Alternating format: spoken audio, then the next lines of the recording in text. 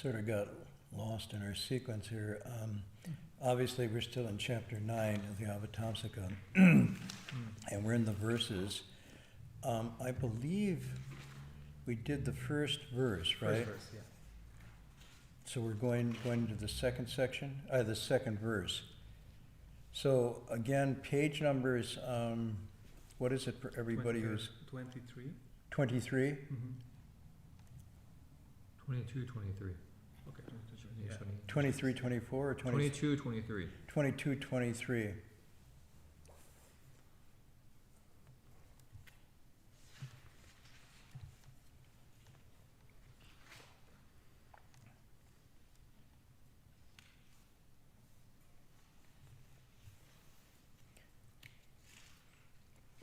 So we did one verse. These are the verses of Manjushri Bodhisattvas, plural, are speaking. And it's basically, these series of verses are describing the qualities and the awakened insights. And to some extent, even the appearances or the countenance of Buddhas. The first one starts out with what they understand, but then the verses we're going to go into tonight are all about someone seeing or encountering the Buddha.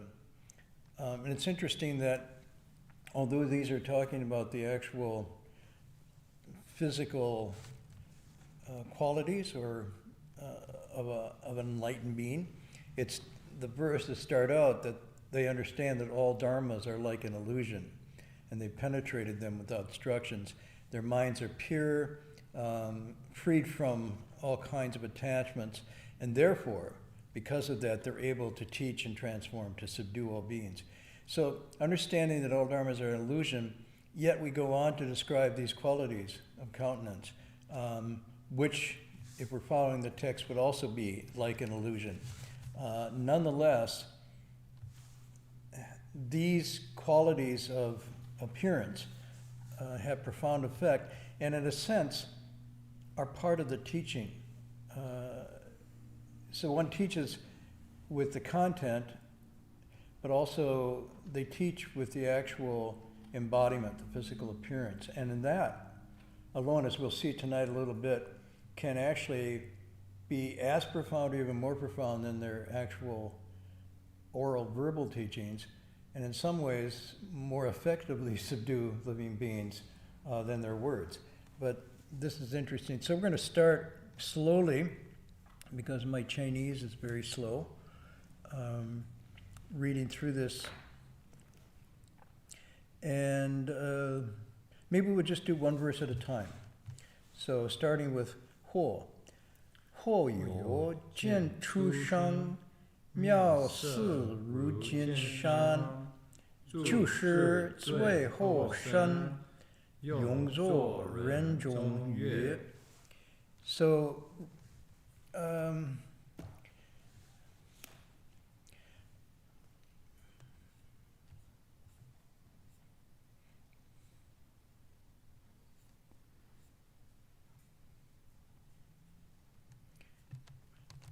and of course, as we go along, I'm going to make some suggestions for everybody to consider about the translation. But in English, the translation that you have is perhaps someone sees him, the Buddha, first being born, his wonderful form like a golden mountain. Dwelling in his final body, he eternally acts as a moon among people.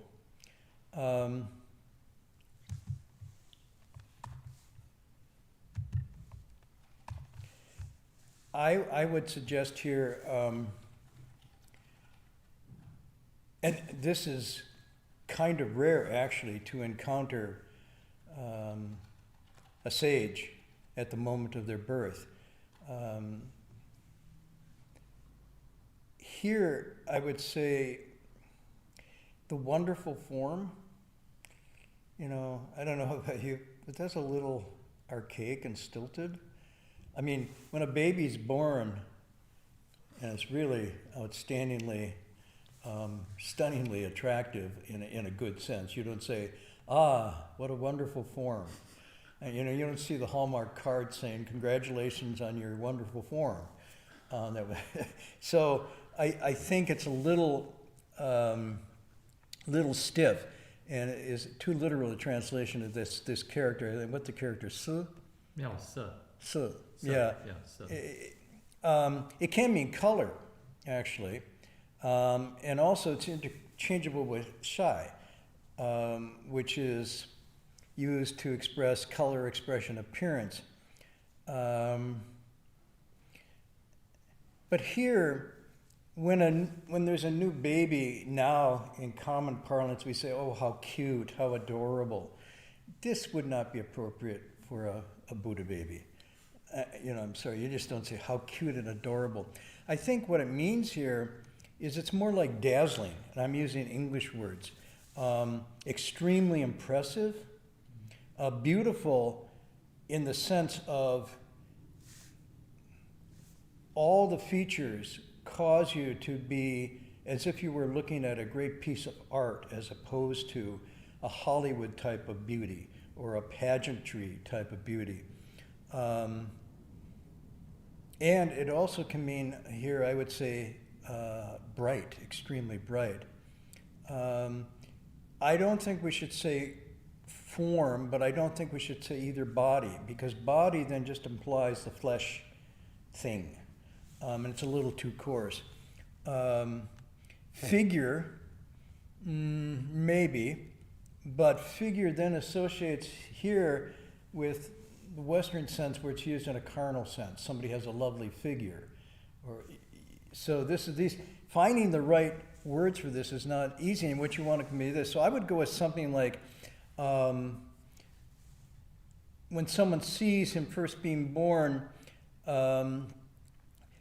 majestic in appearance, dazzling like a golden mountain.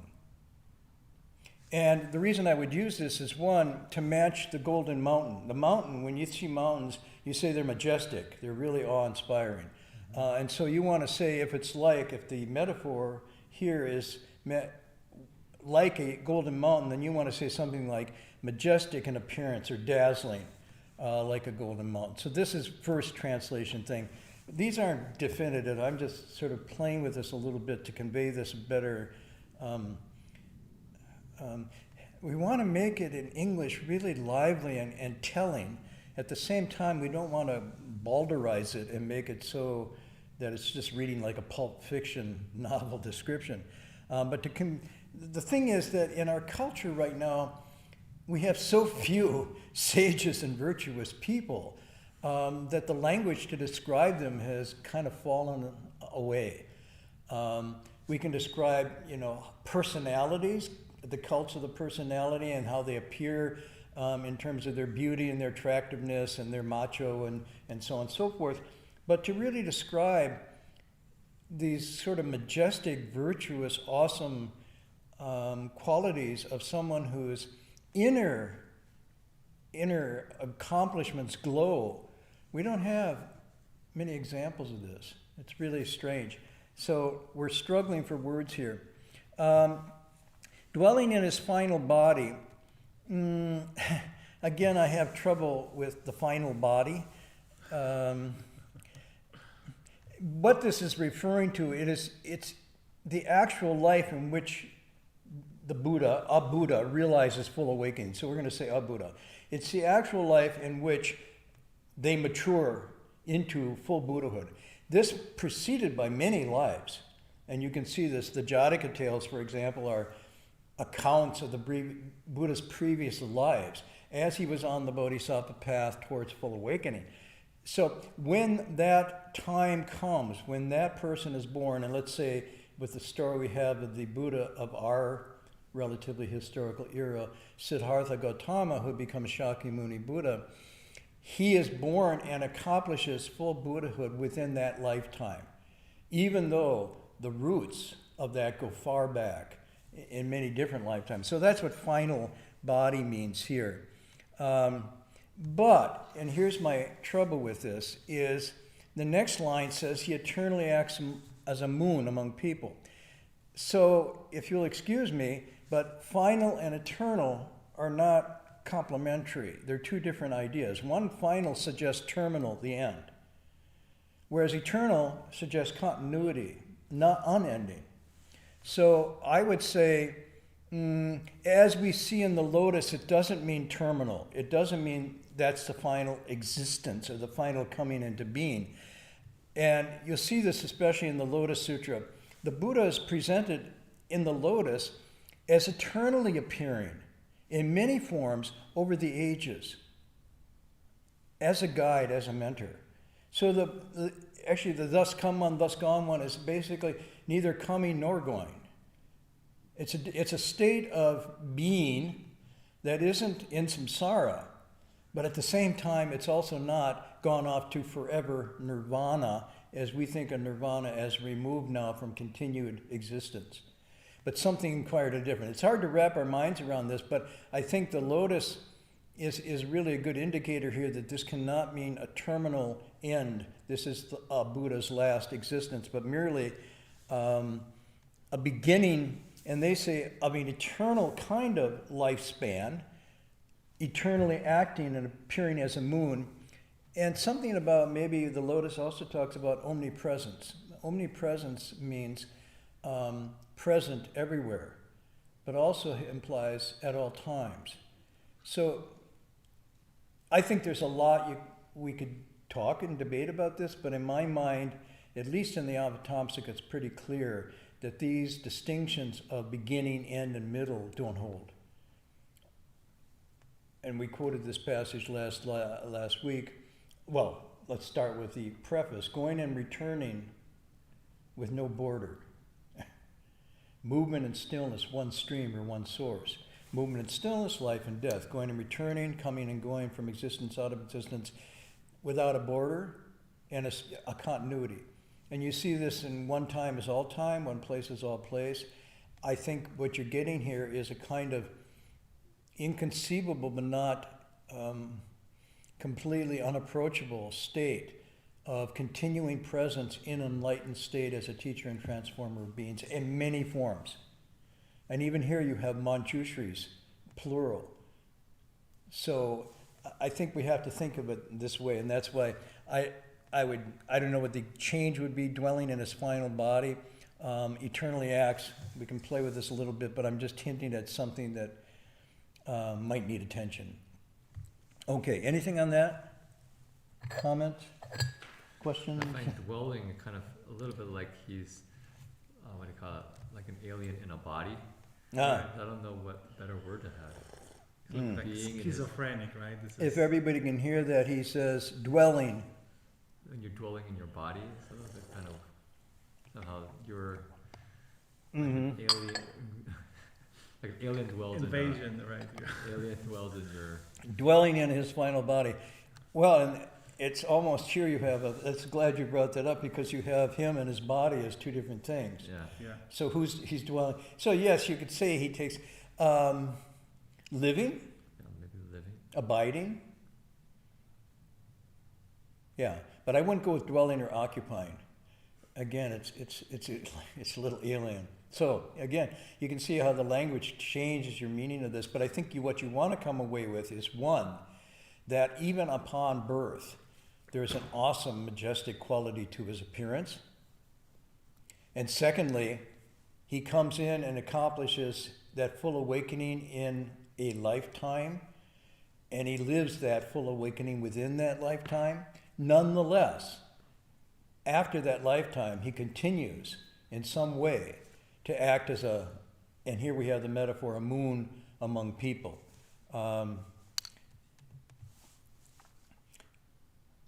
Is that kind of hitting at it, right? Mm-hmm. So sometimes you want to step back, look at the whole verse, get the feel for it, and then come back in and work on the English.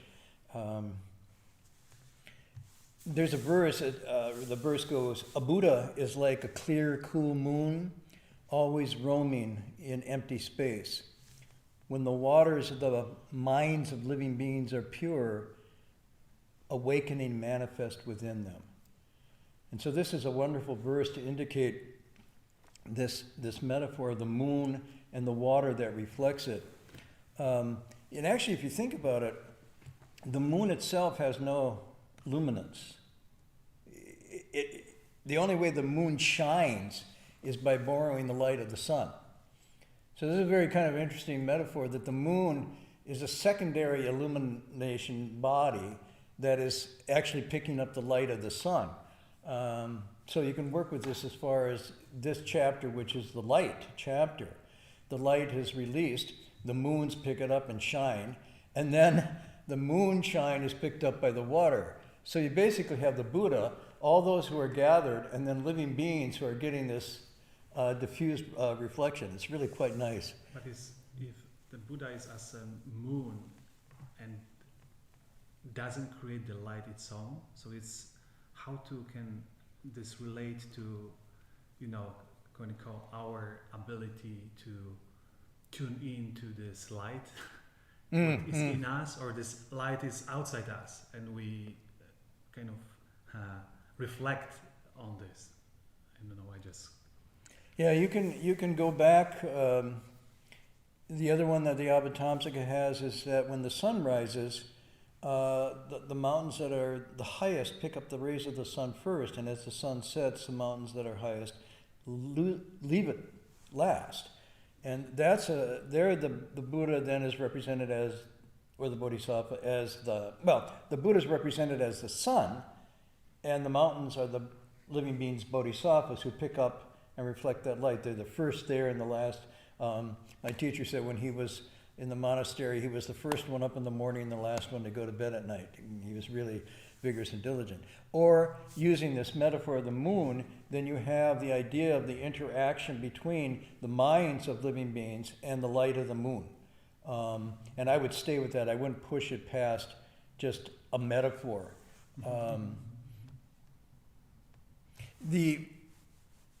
Sometimes the mind is also in these texts called an efficacious mirror. So this is another way. These metaphors are very rich, but the mind itself, if polished and clear, can pick up a great deal and reflect it. And then, I know from when I go up in Maine, especially on a full moonlight night, when there's not a lot of what they call light pollution, because there's no cities around, and so the sky is really clear. On a full moon night, you don't need a flashlight outside. It's really incredible. But you can see the light of the moon. If I have a cup of water, it's in the cup. If I'm gonna have, there's a puddle, the moon reflected in a puddle. If you look at the lake, the moon is filling up the lake. And even if you look at night at a drop of dew on a pine tree, you can see the moon on a full moon night reflected in that. And so it's the same moon, but it appears different sizes and degrees of clarity. Here, the metaphor by people's minds.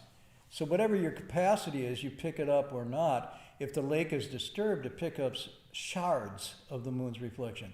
When it's calm, you almost feel you could reach out and touch the moon in the water.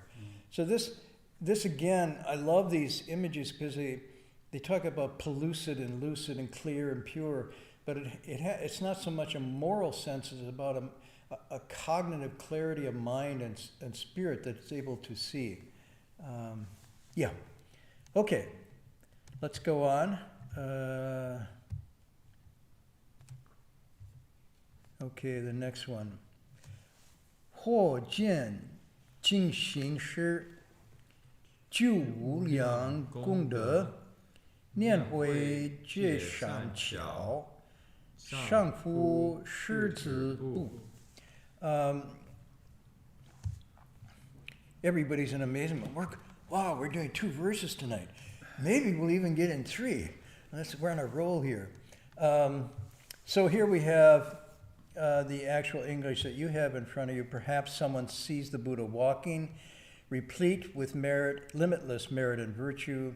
His mindfulness and wisdom are wholesome and skillful. Is that what it says? Like the steps as he steps like a heroic lion. I would just play a little bit with this translation as well. I think perhaps someone sees the Buddha walking. Well, again, we're going to very ordinary gestures. This is really quite amazing. You see him at birth, you see him walking, the text will go on and so forth to different acts that we all do. But when the Buddha or a sage does it, it's not quite the same, and yet it is the same. So this is very interesting. What is being conveyed here in just walking? I would say it's okay, perhaps someone sees a Buddha. I would put a instead of the. And I'm going to make that change now. And I think it totally accords with this text and principle. Replete with limitless merit and virtue. And here I would put his mindfulness and wisdom. Take out the R. Wholesome and skillful. If you're doing verses, you can eliminate needless words. His mindfulness and wisdom, wholesome and skillful. And then instead of as he steps like a heroic lion, I change this to like the bearing of an heroic lion. Or like the carriage of an heroic lion.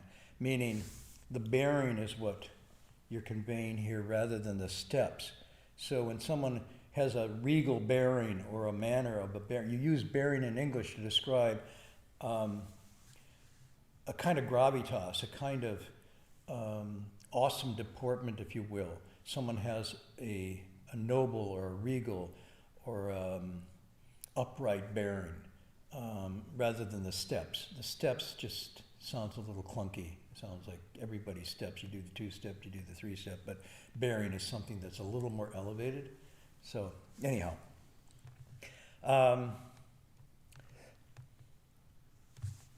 So this I want to go back to again. I don't know how to say this exactly, but at least for me, in the number of teachers I've been blessed to have, and I say blessed in the sense that I don't really feel it was something I deserved. I just lucked out. What they said, how they carried themselves, how they appeared, were of almost equal importance to me. And because I am kinesthetically sensitive, I learned through embodied physical expression. That's how I learned martial arts, because I had many teachers who didn't speak English. But I could learn by getting inside the movements of their body, so to speak. I kinesthetically could feel that. Meeting a awakened teacher, I was really in awe at the embodiment aspect. And I watched this very carefully in my teachers. And so the deportment, the bearing, and including the facial qualities, the light, if you will, the texture of the skin, the gaze of the eyes, the timbre of the voice, even in silence, just sitting next to someone like this. I remember riding in the car with Master Hua, and it was just like I was like this lighted cathedral of just rarefied energy, and all he was doing was just sitting there. But there was I use the 60s words, a vibe. There was a quality that came off of that that's subdued, inspired, humbled. And yet, he was a person. So what is this about? I think the deportment, the outside bearing and appearance reflects the inner mind. And so you can speak Dharma with your eyes, arms and legs, your face and gestures. And I would say you can also speak non-Dharma, a-Dharma in the same way. So you can convey a kind of klesha-based existence, an affliction-based existence, an egotistical, selfish, lustful, careless, through your body gestures too. And most of us can see this. We may tune it out, but even as children, and maybe especially as children, we have this sensitivity. You read people really quickly when your heart and mind is open to this. In the Vajra Sutra, some of you who've read it or studied it, you know that the opening section is the interlocutor. Here is Subhuti, the disciple, And Subhuti has this profound awakening experience just by observing the Buddha on his alms round, coming back to wash his feet and prepare his seat. And suddenly Subhuti says, "Oh my God." Well, he doesn't say that in the text. He doesn't say, "Oh my God," but he basically says, "Wow, I can see everything in these simple gestures. I've been watching all these years and I never saw how deep and profound they were." And then he begins a series of questions. But it was the actual seeing of something in this deportment and presence of the Buddha doing a very ordinary thing that all of a sudden awakened him to the incredible profundity of what he was in the midst of and what his teacher was manifesting without saying a word. You see the same thing with Siddhartha. He sees an old man, he sees a diseased person, he sees someone dead, and then he just watches a monk walking down the road. And at those scenes, especially with the encounter of the holy man, he's struck by how calm and serene and together this holy person is amid the crowds and all the noise. And something just comes out of him, it's like a bell rings almost, and he sees this without any content or language. And then from that point, Siddhartha knew that was going to be his own path. And he left basically then privilege and responsibility of royalty. I mean, that's how dramatic it was to put behind. I'm going to say a little more about this tonight, and I think I'll just end with this in this verse.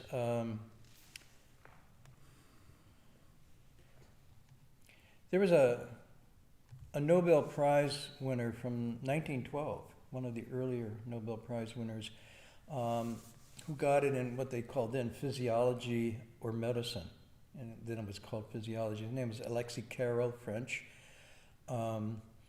And he wrote, and I'm going to quote because I think it's really a good quote.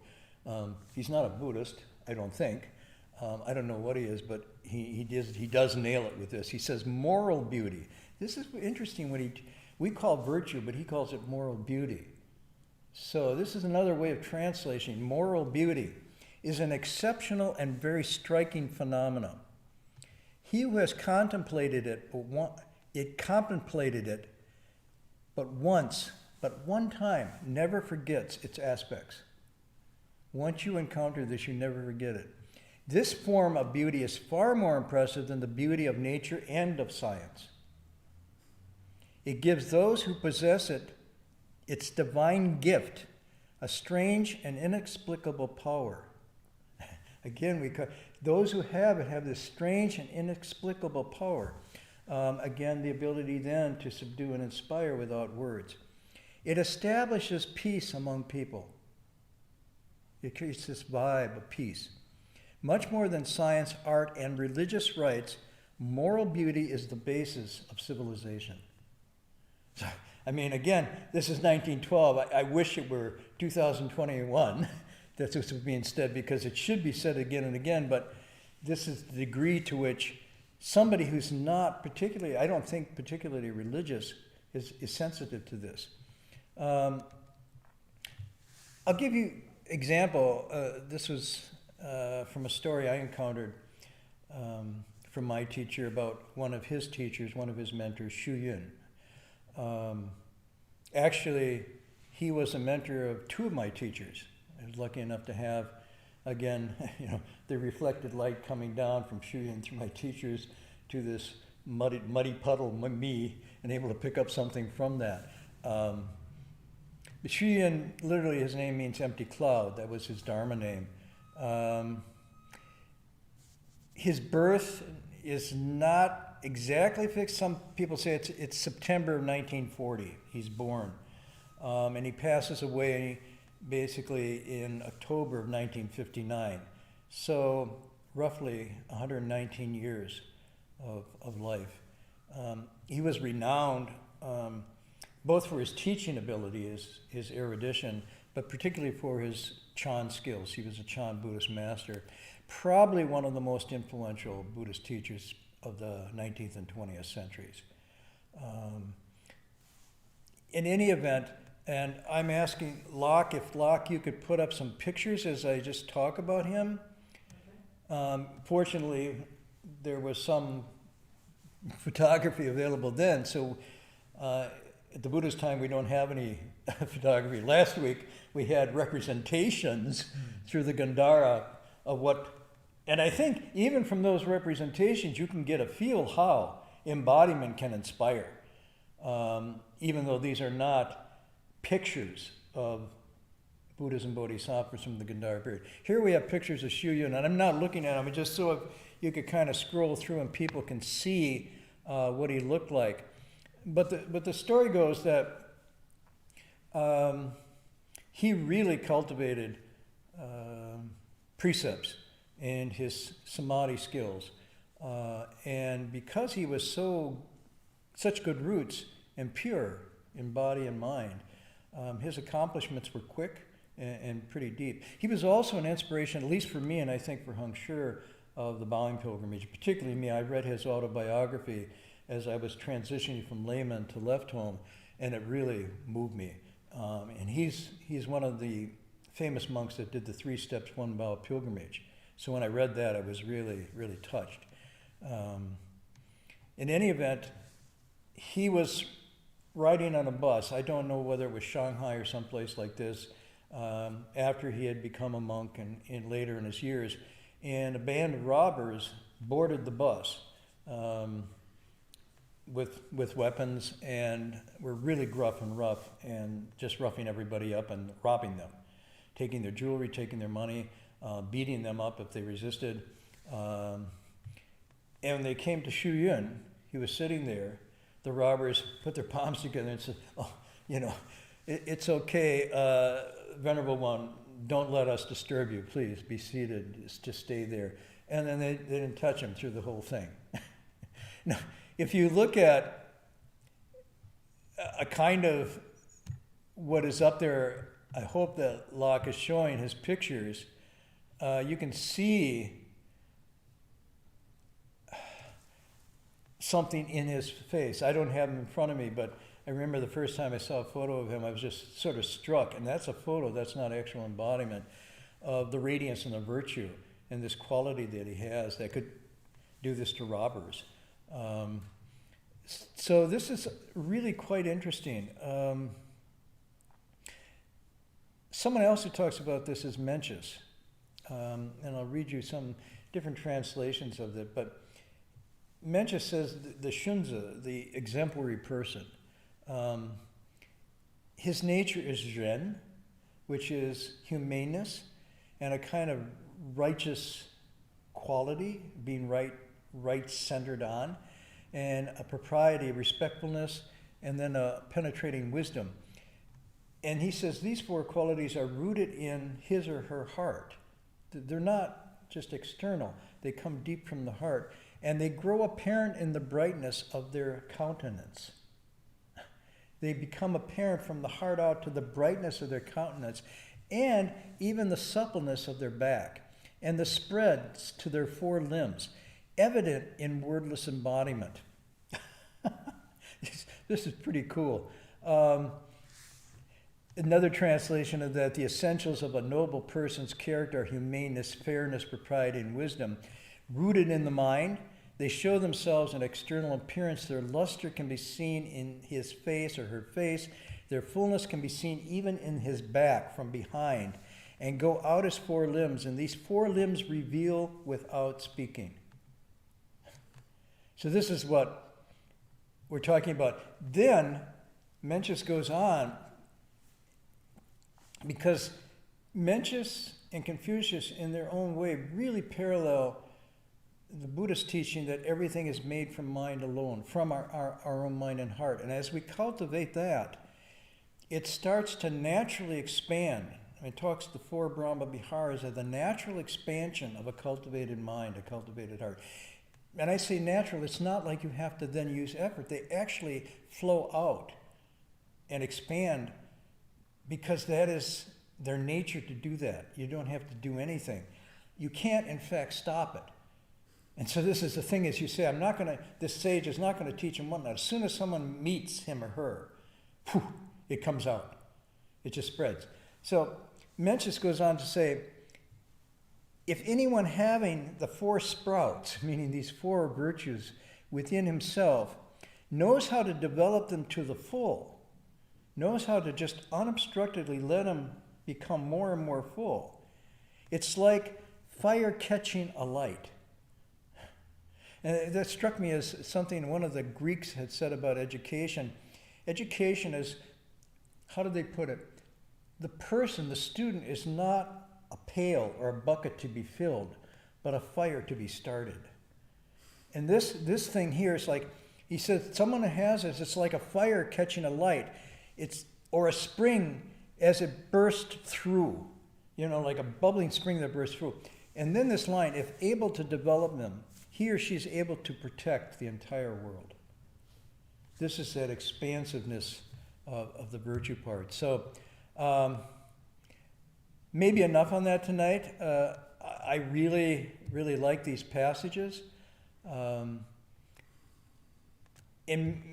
I guess my final reflection on this is, I think this is why it's important that the living tradition be supported, be cultivated, be front and center.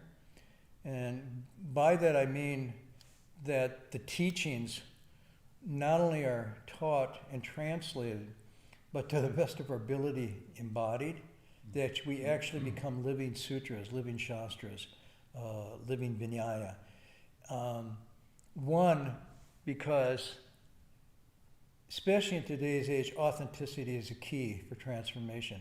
And it's not authentic unless you can see it.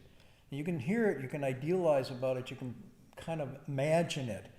But just a short encounter, even with someone with a modicum of embodiment of virtue, is enough to light a bit of a fire.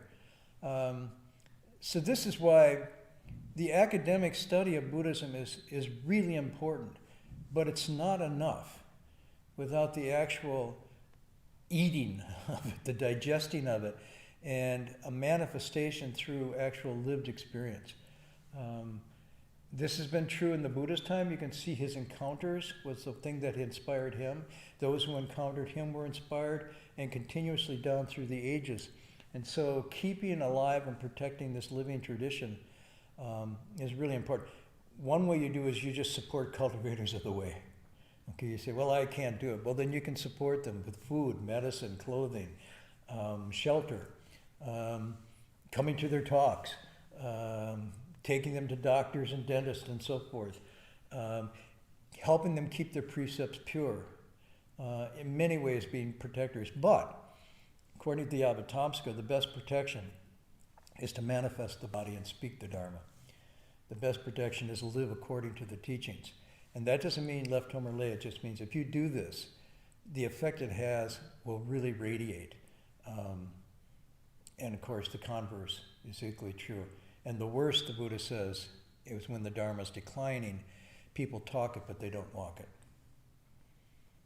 And this he calls the parasites on the lion's flesh. It's destroyed within because it's hypocrisy, and it's not true. So I just say that tonight, and kind of with this verse, we'll stop there. Who's talking tonight? Okay, so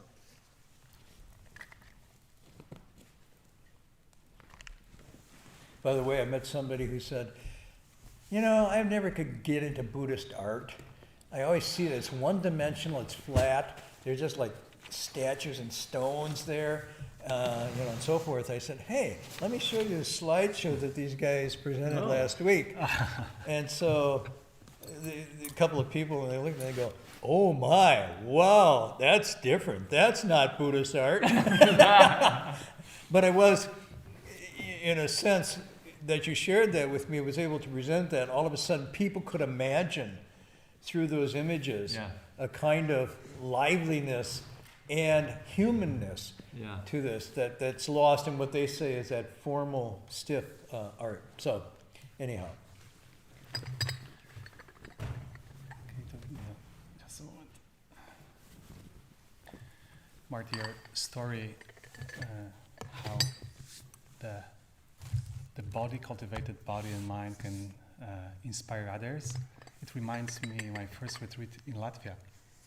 Latvia. Latvia, right. Mm. Led by two nuns from Amaravati from England. One of them was from New Zealand, what is interesting combination of nationalities.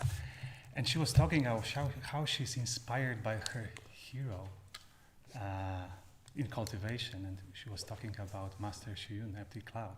Oh, And she bring to the altar his picture.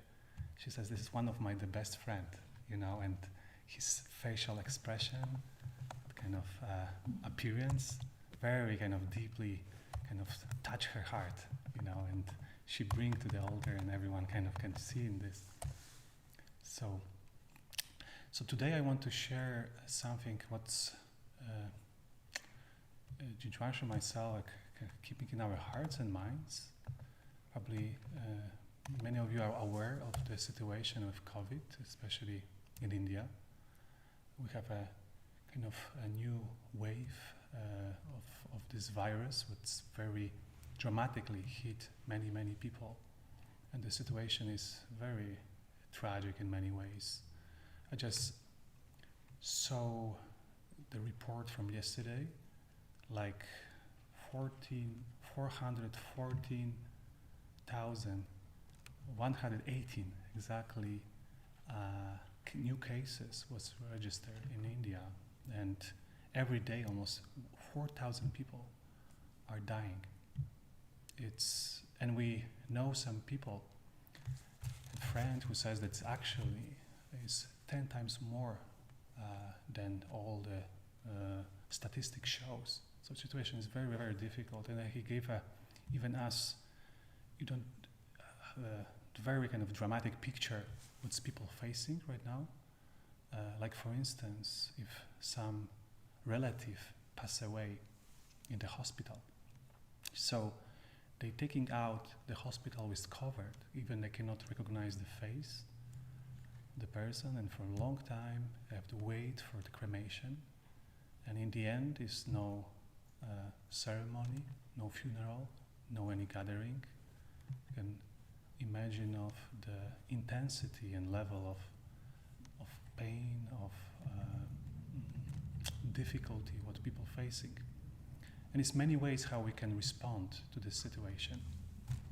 One of them is our kind of, we can tune spiritually to it. And just want to a little bit talk about event what will we have in this coming Sunday. And it will be held by Service Space, which they call the Interfaith Prayer Circle. And Berkeley Buddhist Monastery take a part of it, and amongst the other six religions, well, we have Christian friends, we have Jews, we will have Baha'is, among with that kind of group of prayers for peace in Japan, and this will be quite meaningful gathering. And maybe I can read for you a description of this event, and I think that Locke will put this in the chat box. So if you're interested, you can know how to connect with and join. So this will be May 9, and this coming Sunday at 8 a.m.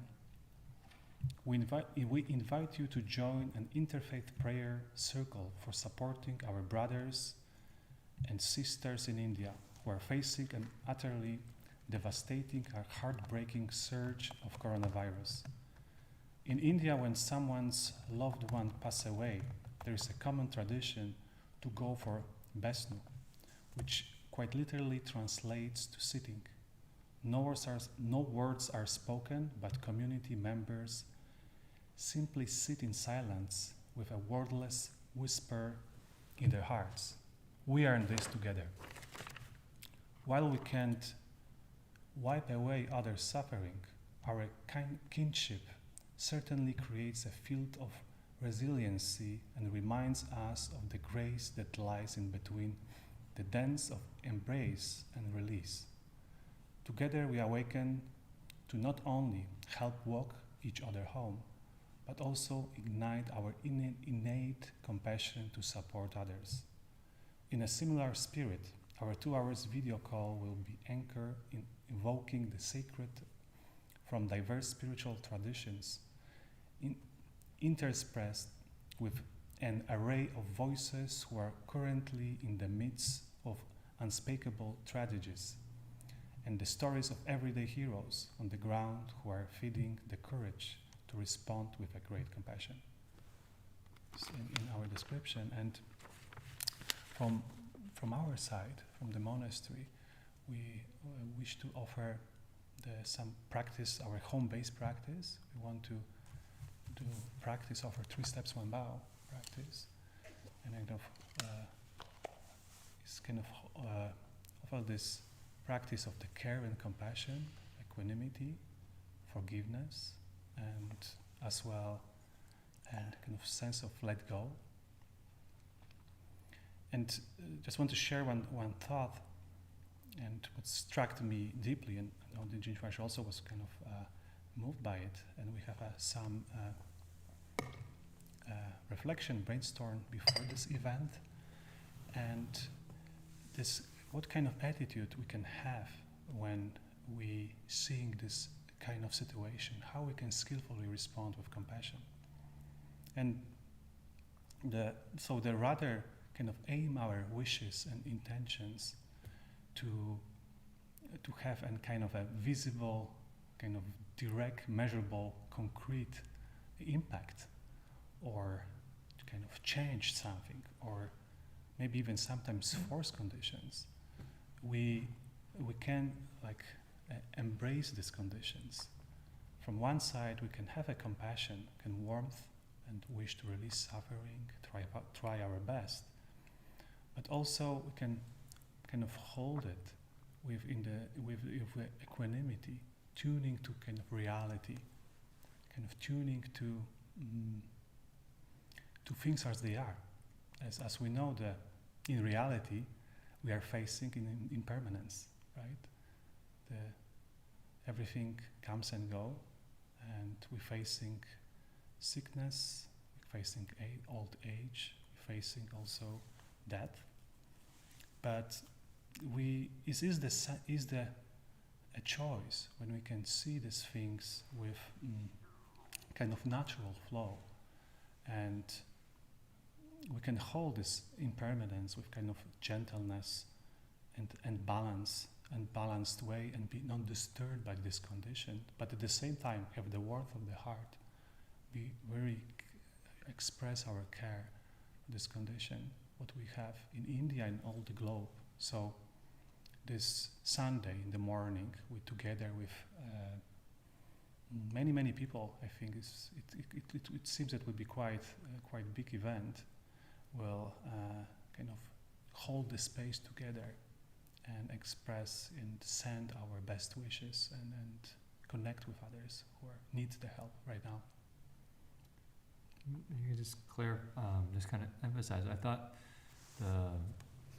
listening to the stories of what was going on in India right now, from Nepal and others who are in service base, many of their community are affected. Mm-hmm. Hundreds of their volunteers are affected. People we've met in the pods, right, have gotten COVID and their loved ones, and so it's quite definitely heartbreaking to hear the stories. But at the same time, I can see that they're sincerely trying to respond with this spirit of compassion and service, which is also inspiring to see. And just to say what Jing Weisher said, just in a repeat, I was really struck though listening to Nipun, and he said, we sometimes pray to change conditions. But he said, what I often think about is we pray to embrace the conditions. Mm-hmm. And sometimes we pray to halt impermanence, but sometimes we pray to accept impermanence. And I thought that was a very,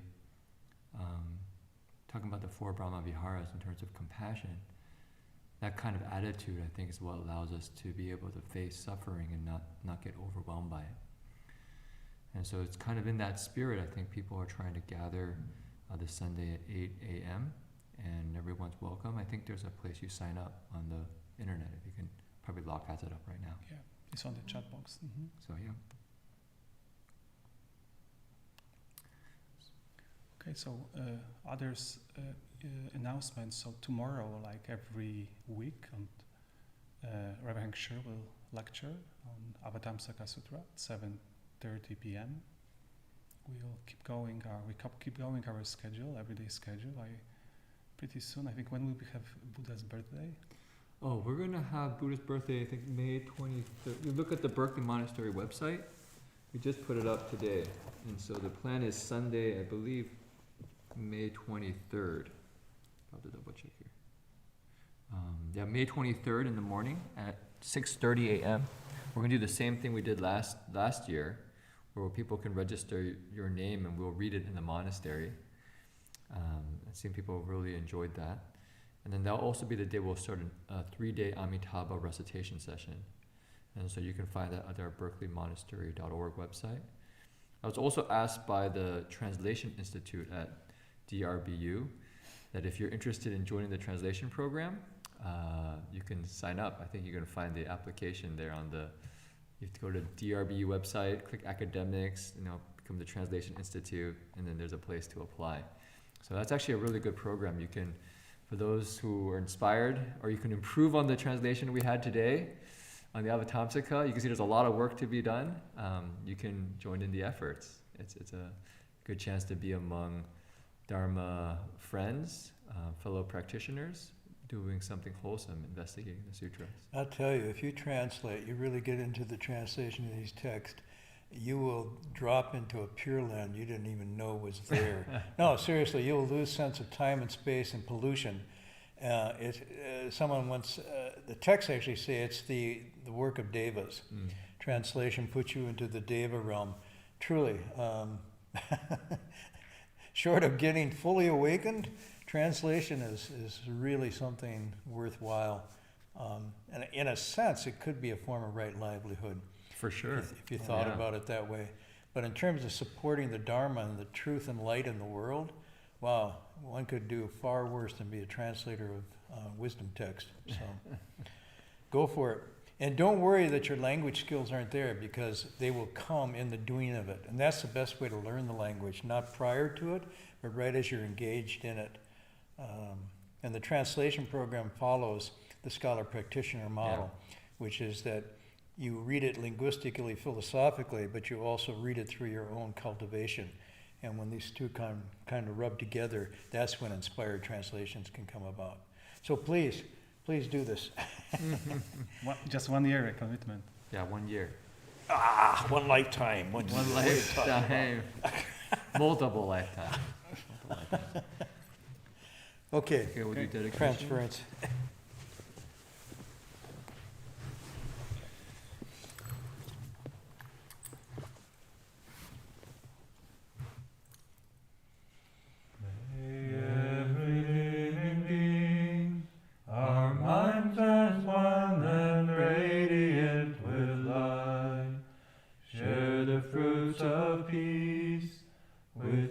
of goodness, luminous and bright.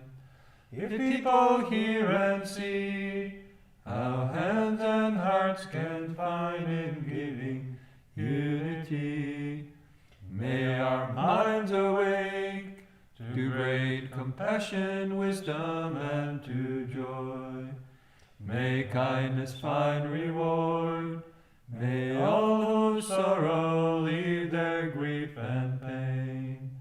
May this boundless light dispel the darkness of our endless night. Because our hearts are one, this world of pain turns into paradise. May all become compassionate and wise. May all become compassionate and wise.